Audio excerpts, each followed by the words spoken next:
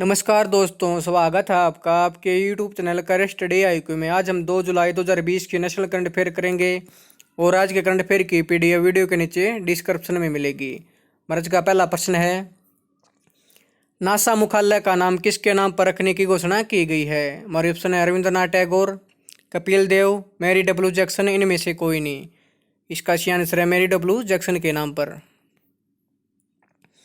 NASA ने Washington DC स्थित अपने मुख्यालय का नाम इसका इतिहास रचने वाले इंजीनियरों में से एक मैरी डब्ल्यू जैक्सन के नाम पर रखने का ऐलान किया है। यह जानकारी नासा के प्रशासक जिम ब्रेडेनस्टाइन द्वारा साझा की गई है। मैरी डब्ल्यू जैक्सन के बारे में, मैरी डब्ल्यू जैक्सन ने सन 1942 में एम्पटन यूनिवर्सिटी से गणित और भौतिक विज्ञान में स्नातक की डिग्री हासिल की थी, जो कि ऐतिहासिक रूप से ब्लैक यूनिवर्सिटी है। वह एक गणितज्ञ और एरोस्पेस इंजीनियर थी।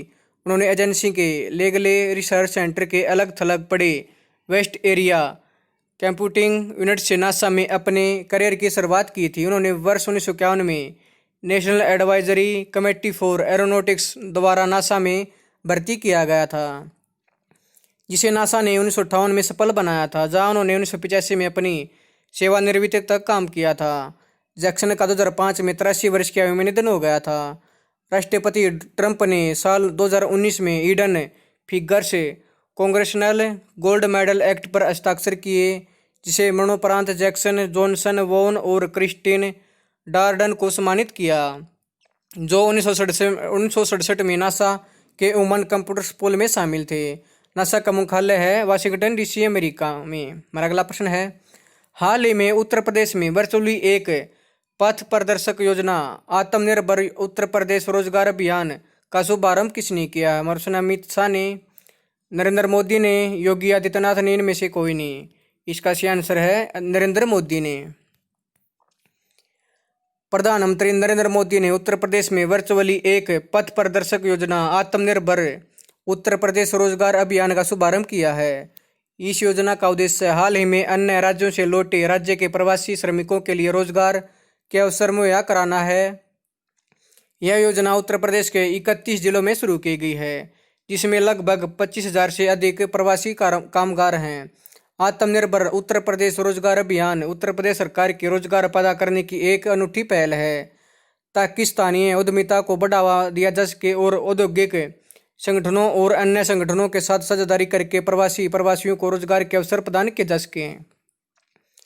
इस लॉन्च कार्यक्रम में कोविड-19 महामारी के मद्देनजर सोशल डिस्टेंसिंग के नियमों को बनाए रखते हुए कॉमन सर्विस सेंटर और कृषि विज्ञान केंद्रों के माध्यम से उत्तर प्रदेश के सभी जिलों के गांवों ने भी हिस्सा लिया है। उत्तर प्रदेश के मुख्यमंत्री योगी आदित्यनाथ, इसके राज्यपाल आनंदीबेन पटेल। हमारा अगला प्रश्न है, हाल ही में उड़ीसा के पारादीप में इंडियन ऑयल द्वारा स्थापित उत्पाद अनुप्रयोग और विकास केंद्र का उद्घाटन किसने किया है? हमारे ऑप्शन है शिवराज सिंह चौहान ने, जितेंद्र सिंह ने, धर्मेंद्र प्रधान ने, इनमें से कोई नहीं। इसका सही आंसर है धर्मेंद्र प्रधान ने। केंद्रीय पेट्रोलियम और प्राकृतिक गैस और इस्पात मंत्री धर्मेंद्र प्रधान ने उड़ीसा के पारादीप में इंडियन ऑयल द्वारा स्थापित उत्पाद अनुप्रयोग और विकास केंद्र का उद्घाटन किया है। इंडियन ऑयल ने अपनी रिफाइनरी और पेट्रोकेमिकल्स परिसर के पास ही 43 करोड़ रुपए की पूंजी से PADC की स्थापना की है। PADC की 4 प्रयोगशालाएं हैं: polymer processing lab, analytical testing lab, chemical analysis lab, characterisation lab. उत्पाद अनुप्रयोग और विकास केंद्र के बारे में, पारादीप स्थित PADC को भारत सरकार की विज्ञान और प्रौद्योगिकी मंत्रालय के तहत वैज्ञानिक और औद्योगिक अनुसंधान विभाग द्वारा एक अनुसंधान केंद्र के रूप में मान्यता मिली हुई है। PADC प्लास्टिक के क्षेत्र में उड़ीसा और उसके आसपास नए उद्यमी विकास के लिए उद्यावन केंद्र के रूप में काम करेगा। यह केंद्र प्लास्टिक के डाले गए फर्नीचर, घर के सामान, सीमेंट, उर्वरक की पैकेजिंग के लिए जरूरी प्लास्टिक और बेबी डायपर, व्यक्तिगत सुरक्षा उपकरण, मास्क इत्यादि जैसी स्वास्थ्य देखरेख की चीज़ों जैसे प्लास्टिक के परिष्कृत सामानों के लिए उत्पाद और अनुप्रयोग विकास में ग्राहकों और निवेशकों को सहायता प्रदान करेगा।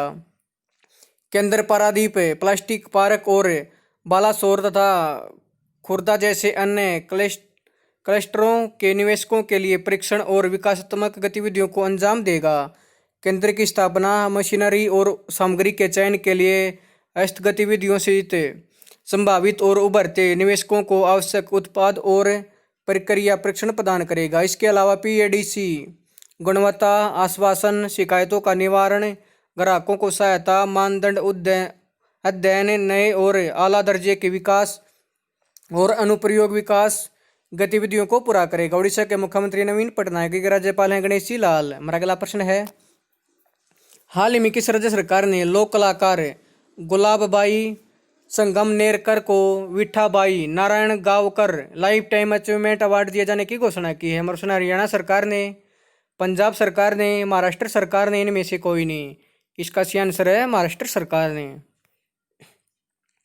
महाराष्ट्र सरकार ने लोक कलाकार गुलाबबाई संगमनेरकर को Vithabai Narayan Gavkar life time achievement award दिए जाने की घोषणा की है। Vithabai Narayan Gavkar life time achievement award वरिष्ठ तमाशा लोक कलाकार को दिया जाता है। वर्ष 2018-19 का सम्मान गुलाबबाई संगमनेरकर को प्रदान किया जा रहा है। इस अवार्ड में 5 लाख रुपए का पुरस्कार, एक प्रशस्ति पत्र और एक स्मृति चिन्ह प्रदान किया जाता है। दिग्गज थिएटर ऑन स्क्रीन चरित्र कलाकार मधुवंती दांडेकर को अन्ना साहेब किर्लोस्कर पुरस्कार से सम्मानित किया जाएगा।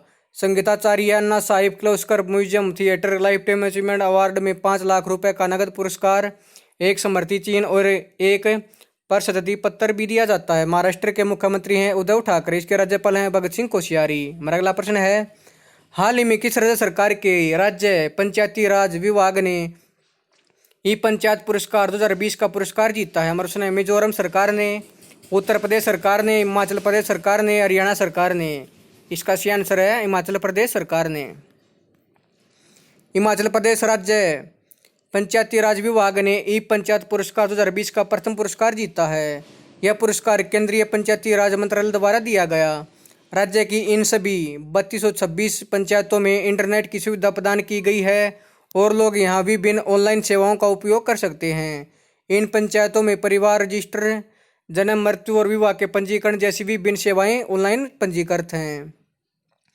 केंद्रीय पंचायती राज मंत्रालय सूचना और संचार प्रौद्योगिकी के उपयोग के माध्यम से ग्राम पंचायतों के कामकाज में पारदर्शिता, दक्षता और जवाबदेही लाने के प्रयास कर रहा है। ई पंचायत पुरस्कार उन राज्यों को प्रदान किया जाता है जिन्होंने पंचायतों के कार्यों की निगरानी के लिए सूचना प्रौद्योगिकी का अधिकतम उपयोग सुनिश्चित किया है। हिमाचल के मुख्यमंत्री जयराम ठाकुर, इसके राज्यपाल हैं बंडारू दत्तात्रेय और केंद्रीय पंचायती राज मंत्री हैं नरेंद्र सिंह तोमर। हमारा अगला प्रश्न है, हाल ही में यातना पीड़ितों के समर्थन में संयुक्त राष्ट्र अंतर्राष्ट्रीय दिवस कब बनाया गया? हमारा प्रश्न है 26 जून को, 27 जून को, 30 जून को, 1 जुलाई को। इसका सही आंसर है 26 जून को। यातना पीड़ितों के समर्थन में संयुक्त राष्ट्र अंतर्राष्ट्रीय दिवस हर साल 26 जून को दुनिया भर में मनाया जाता है। यह दिवस संयुक्त राष्ट्र द्वारा मानवीय अत्याचारों के बारे में लोगों में जागरूकता बढ़ाने के लिए बनाया जाता है, जो न केवल अस्वीकार्य हैं बल्कि अक्षम्य अपराध भी हैं। यातना पीड़ितों के समर्थन में संयुक्त राष्ट्र अंतर्राष्ट्रीय दिवस का इतिहास। संयुक्त राष्ट्र महासभा ने 12 दिसंबर 1997 को 52/149 प्रस्ताव को पारित किया और हर साल 26 जून को अत्याचार को खत्म करने के लिए यातना के पीड़ितों के समर्थन में संयुक्त राष्ट्र अंतर्राष्ट्रीय दिवस बनाने का फैसला किया था।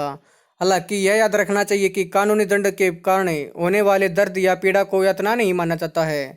पहली बार 26 जून 1998 को यातना के पीड़ितों के समर्थन में संयुक्त राष्ट्र अंतर्राष्ट्रीय दिवस बनाया गया था। यातना क्या होती है? यातना शब्द का अर्थ एक ऐसे कार्य से है इसमें किसी व्यक्ति द्वारा जानबूझकर किसी दूसरे व्यक्ति को गंभीर दर्द या पीड़ा, चाहे शारीरिक हो या मानसिक हो, दी जाती है, जैसे कि उसे या तीसरे व्यक्ति की जानकारी प्राप्त करना या ऐसे काम के लिए कबूल करवाना जिसे उसे दंडित किया जा सके आदि।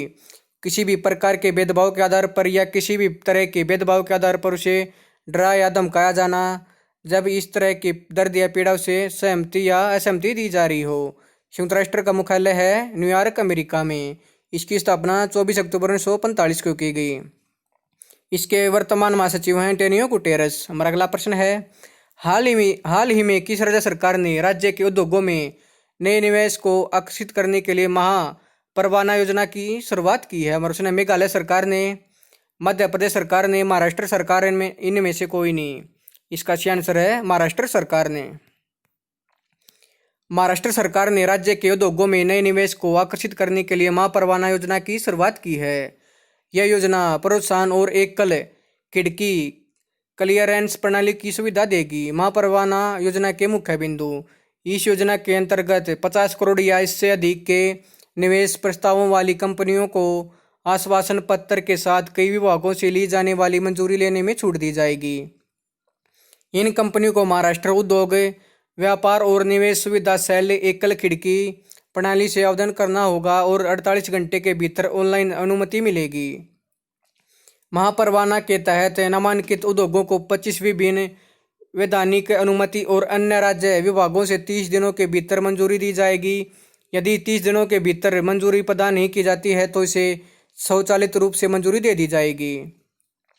राज्य सरकार ने मौजूदा और नए उद्योगों के लिए निवेशकों का समर्थन करने और पूंजी निवेश को कम करने के लिए प्लग एंड प्ले बुनियादी ढांचा प्रदान करने का प्रस्ताव दिया है।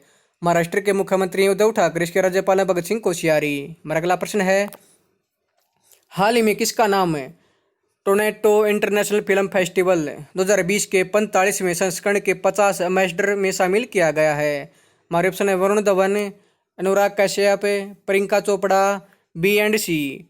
इसका सही आंसर है बी एंड सी, प्रियंका चोपड़ा और अनुराग कश्यप को। बॉलीवुड अभिनेत्री प्रियंका चोपड़ा और फिल्म निर्माता अनुराग कश्यप का नाम टोरंटो इंटरनेशनल फिल्म फेस्टिवल 2020 के 45वें संस्करण के 50 एम्बेसडर में शामिल किया गया है। इस साल 45वें संस्करण टोरंटो इंटरनेशनल फिल्म फेस्टिवल को वर्चुअली आयोजित किया जाएगा। TIFF का यह 45वां संस्करण 10 से 19 सितंबर के दौरान आयोजित किया जाएगा। यह पहला मौका होगा जब TIFF फेस्टिवल के लिए कोई डिजिटल प्लेटफॉर्म लॉन्च करेगा जो टोरंटो के बाहर से दर्शकों के साथ जुड़ने के अवसर प्रदान करेगा। TIFF ने इस उद्योग अग्रणी ऑनलाइन प्लेटफॉर्म को विकसित करने के लिए शिफ्ट 72 के साथ भागीदारी की है। वर्ष 2020 के लिए चयन में 50 नई फीचर फिल्में, शॉर्ट फिल्मों के 5 कार्यक्रम, इंटरैक्टिव वार्ता, फिल्म कास्ट रियूनियन और कलाकारों और फिल्म निर्माताओं से Q&A करना शामिल है। टोरंटो अंतर्राष्ट्रीय फिल्म महोत्सव की शुरुआत 1976 में हुई थी। इसका मुख्यालय है टोरंटो, कनाडा में। हमारा अगला प्रश्न है, हाल ही में स्विस बैंकों में जमा पैसे के मामले में भारत कौन से स्थान पर है? हमारे प्रश्न है 77वें, 82वें, 85वें, 90वें। इसका सही आंसर है 77वें स्थान पर। स्विस नेशनल बैंक ने अपने एनुअल बैंकिंग स्टैटिस्टिक्स 2019 जारी की है। SNB द्वारा ताज़ा आंकड़ों के अनुसार भारत अपने नागरिकों द्वारा जमा किए गए धन के मामले में 3 पायदान फिसलकर 70वें स्थान पर आ गया है। हालांकि कई पड़ोसी देश सूची में भारत से भी नीचे हैं, जिनमें पाकिस्तान 99वें स्थान पर, बांग्लादेश 85वें स्थान पर, नेपाल 118वें स्थान पर, श्रीलंका 148वें स्थान पर, म्यांमार 186वें और भूटान 196वें स्थान पर हैं।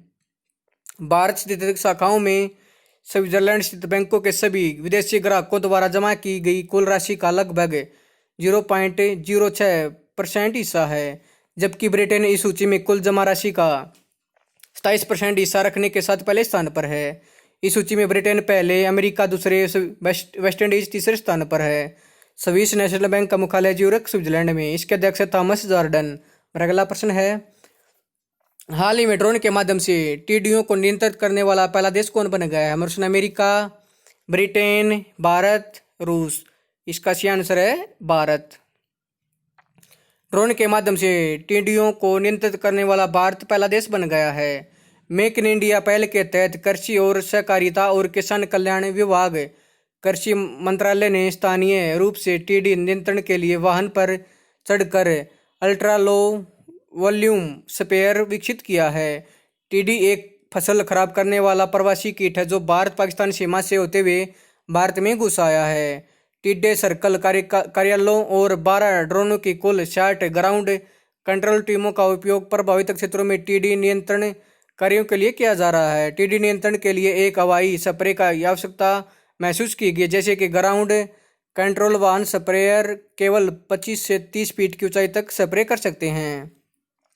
ट्रैक्टर से चलने वाले इस स्प्रेयर को दुर्गम क्षेत्रों और ऊंचे पेड़ों तक पहुंचाने में भी सीमा होती है। हमारा अगला प्रश्न है, हाल ही में प्रसिद्ध कन्नड़ लेखक गीता नागभूषण का निधन कितने वर्ष की आयु में हो गया? हमारा ऑप्शन 78 वर्ष, 80 वर्ष, 85 वर्ष, 90 वर्ष। इसका सही आंसर है 78 वर्ष। दिग्गज कन्नड़ लेखक गीता नागभूषण का निधन 78 वर्ष की आयु में हो गया है। उनका जन्म 25 मार्च 1942 को कर्नाटक में कालबुर्गी के सावलंगी गांव में हुआ था। वे कर्नाटक साहित्य अकादमी के अध्यक्षा के रूप में कार्य कर चुकी हैं। उन्होंने 2010 में गडग के क्षेत्र में अखिल भारतीय कन्नड़ साहित्य सम्मेलन की अध्यक्षता की थी। इसके अलावा उन्होंने गुलबर्गा विश्वविद्यालय के डॉक्टरेट की मान्यता उपाधि दी गई है। गीता नागभूषण ने बहुत व्यापक लेखन भी किया, जिन्होंने लगभग 50 लघु कथाएं लिखी, जिनमें अवा मत्तू इटारा कथागलू एंड जवलंथा शामिल है। 27 उपन्यास बड़ाकू असीमांसा माटू हाडूगालू 12 नाटक कविता संग्रह और शोध कार्यालय शामिल हैं। उन्होंने मिले सम्मानों और पुरस्कारों में कर्नाटक राज्योत्सव पुरस्कार 1998, दान चिंतामणि अतिमेंबे पुरस्कार 2002, नांदोजा पुरस्कार 2004, केंद्रीय साहित्य अकादमी पुरस्कार 2004, कोलकाता से भाषा परिषद पुरस्कार 2012 शामिल हैं। हमारा अगला प्रश्न है, हाल ही में सूक्ष्म लघु और मंझोले आकार के उद्यमों का दिवस कब बनाया जाता है? हमारे ऑप्शन 27 जून को, 28 जून को, 29 जून को, 30 जून को। इसका सही आंसर है 27 जून को।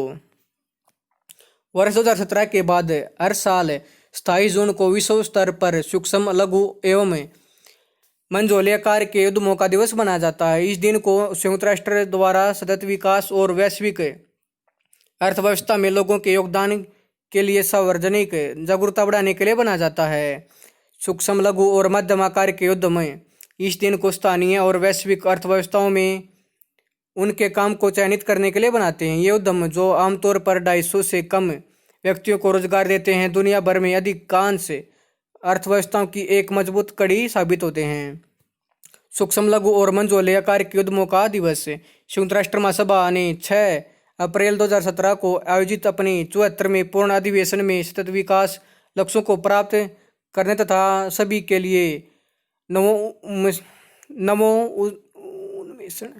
नवोन्मेषण एवं स्थानीय कार्य को बढ़ावा देने में सक्षम लघु एवं मंझोले आकार के उद्यमों के महत्व को स्वीकार करते हुए 27 जून को सूक्ष्म लघु एवं मंझोले आकार के उद्यमों का दिवस बनाने की घोषणा की थी। International society for small and medium enterprises का मुख्यालय है नई दिल्ली में।